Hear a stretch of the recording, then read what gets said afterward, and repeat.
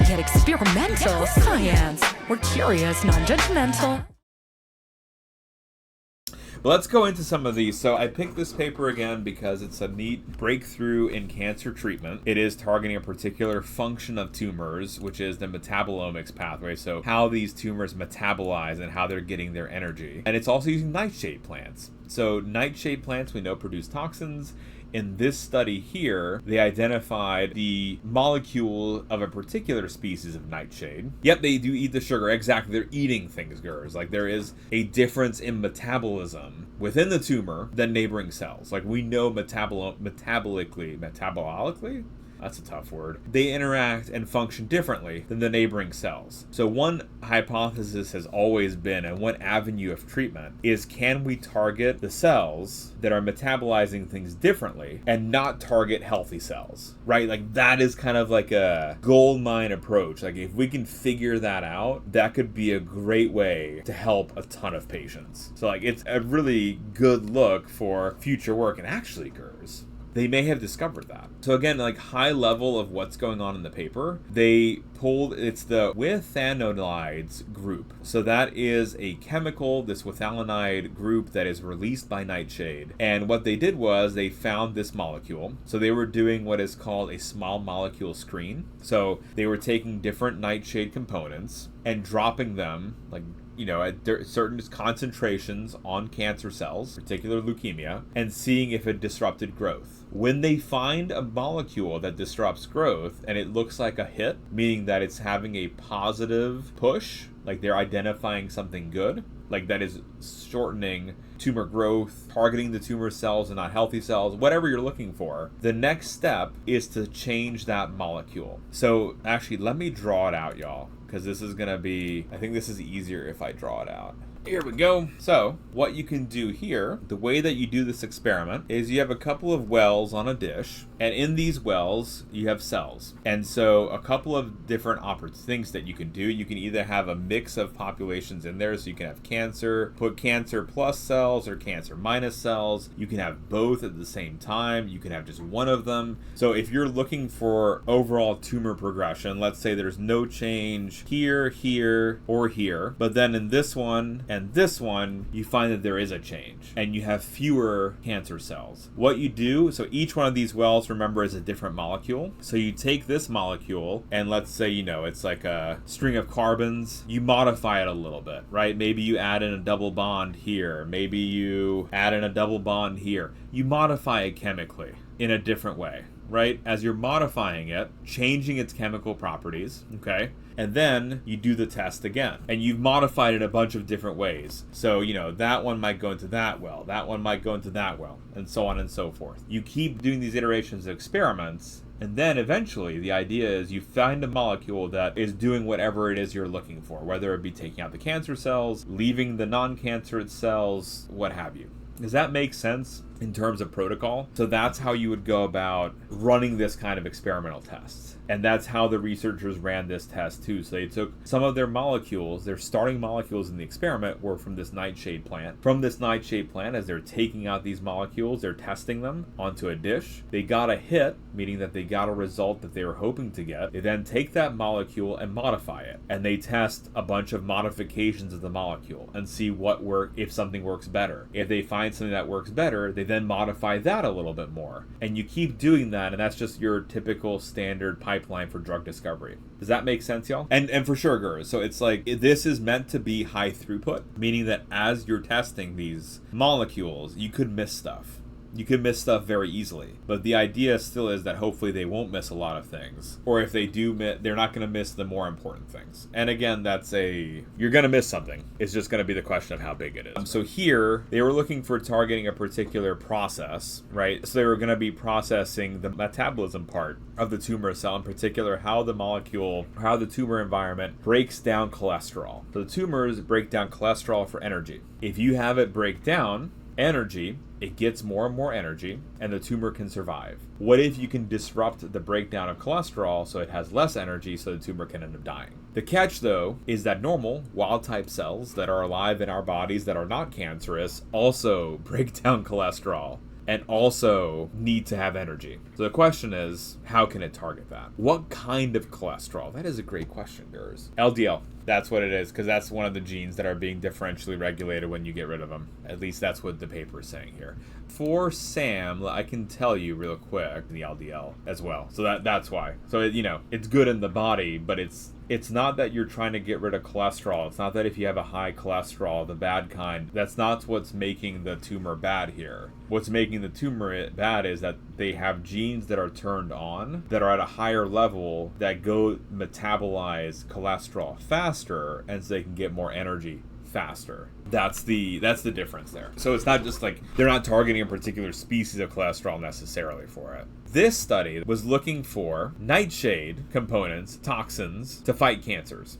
And actually, just how Sam said, we have been talking about nightshade plants because of tomatoes, but also other nightshades, potatoes, tomatoes, eggplants are nightshade, as well as plants called belladonna, angel's trumpet, and there, of course, there is the deadly nightshade as well. And so they're producing steroids. Steroids are important because they can introduce cross-cell membranes. They can affect human metabolism. They are associated. So one of these steroids that they're looking at is called the withanolides. And the withanolides have been shown to be associated with anti-inflammatory and antioxidant features. And what's really interesting, y'all, is this plant had been used in Eastern medicine as a cancer preventative plant. There have been no evidence for it except for the fact that small tribes in China have been using some of this plant at various concentrations, and there seemed to be low level of tumors and cancer. Now they actually went ahead and tested what are these preventative properties, right? What is exactly what's going on? So they looked at this withanolide from the nightshade plant. They then looked at different variants of the nightshade plant on the leukemia cells. And the big kicker, y'all, is what they find is that this variant that they discovered kills the tumor cells selectively and very, very minimally affects the non-tumorous cells. The name of the molecule is orpinolide. So this molecule is going to be really, really important to test in a person because at least in a dish, it's only killing primarily the tumor cells. Now there is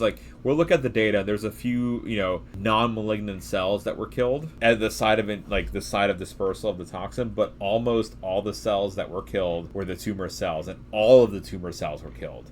So imagine a situation where you can be placed, you do the injection of this molecule, all the tumor cells killed, and maybe a few of your own cells, but mostly all your cells are fine. So it's not like chemo where you're poisoning your body, right? You're selectively hitting the tumor cells, you're getting all of them, and you can just go on your merry way. In the dream scenario, of course. Yep, it is found in nightshade, Gers. It's a whole class of molecules found in nightshade. These are the I can never say it correctly. The withanolides. The withanolides are the molecules that are found in the nightshade. So what they actually did was they figured out the molecular mechanism. So it's not just, Gers, that they figured out hey, if I take this molecule and drop this, compound onto the cell, there's magic that happens. What they actually did was they figured out what the molecule is doing. So what they ended up doing was they used genomic editing and they cut certain genes and stopped them and saw if it gave the same effect. And what they found was if the cholesterol transporter, so Gers, this is the OSBP, right? Which if we look back at the paper, the oxysterol binding protein,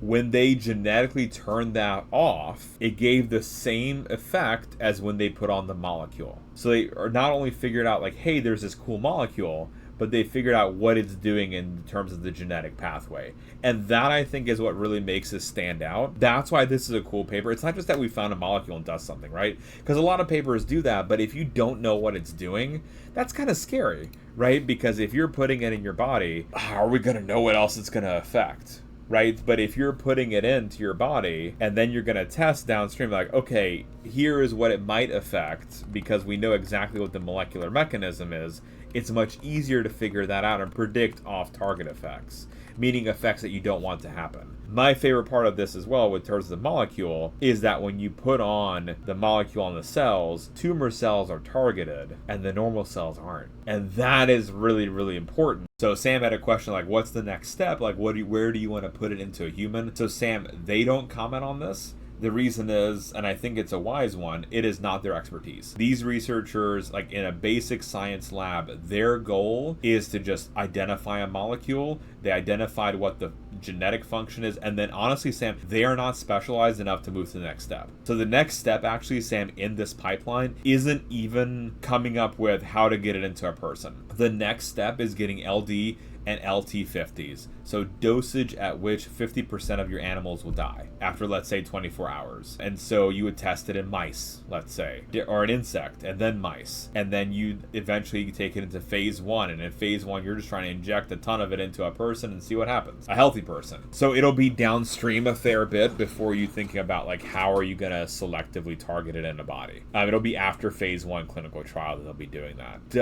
It gives me the sense it's targeted, but I think that's something that they could test, right? So Sam, if they gave a mouse a tumor and then with an IV injected this compound, this is a question, Sam, right? Does it flow through the veins and arteries and kill off only the tumor cells, or does it start like really hurting the animal, right? If you get injected into your veins and then like just everything is bad is killed off, fine, that's a great way of doing it, right? Also, if it needs to be like targeting for it too. One good place to start is just metabolism in cancer, because that's a really big place to start, I think, is demonstrating of how important the metabolism is when studying cancer, and it's just such an intrinsic feature of cancer as well. And that's what this paper was arguing, that maybe we do have now something effective that can only target the weed and not the crop plant. So let's talk about some nightshade, and then we'll cut over into other plants that have been used for tumor medicines, anti-tumor medicines. They took, for this one, they did take the deadly nightshade for this research paper,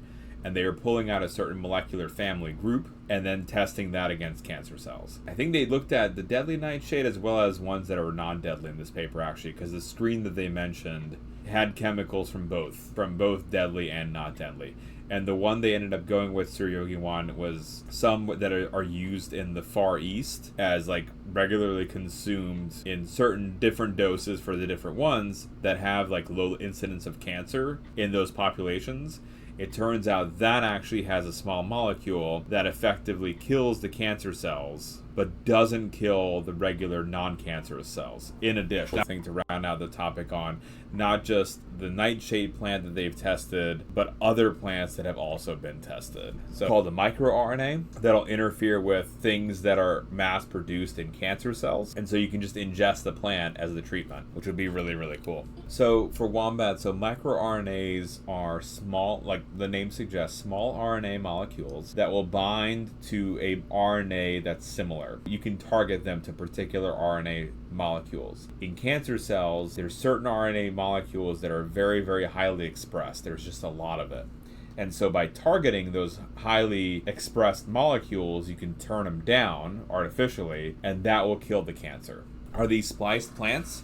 They are genetically engineered, Yogi One, to produce a microRNA against a particular tumor type. So what's cool about this Yogi One is you can generate the microRNA against a particular tumor and make a particular plant for a particular person. So you can have that personalized medicine. So that's why they mean just like straight up eating it, right? Like you're just taking it in. It's non-invasive. It's not toxic like chemo, and ideally it will target the cancer type. So again, I thought a very cool story. So let's just summarize this science news story of the night. The discovery of this new molecule called an orpinolide. It was derived from nightshade by a high throughput chemical analysis. They identified that there was this new molecule that acted on tumor cells in particular and not on neighboring normal non-tumorigenic cells. Again, it's a toxic component, and they took out only the tumor cells, which is really remarkable. What's also really cool about this is the researchers decided, let's figure out what is acting on, what is it actually working with. So what they did highlight, they found that it was a particular gene. The gene was part of a synthesis of a certain kind of cholesterol and the transport of the cholesterol. So they removed that that was removed genetically and it had the same effect. And so they identified exactly what the molecule is acting on. Like, what element is the molecule involved in that's creating this, which I think is really remarkable.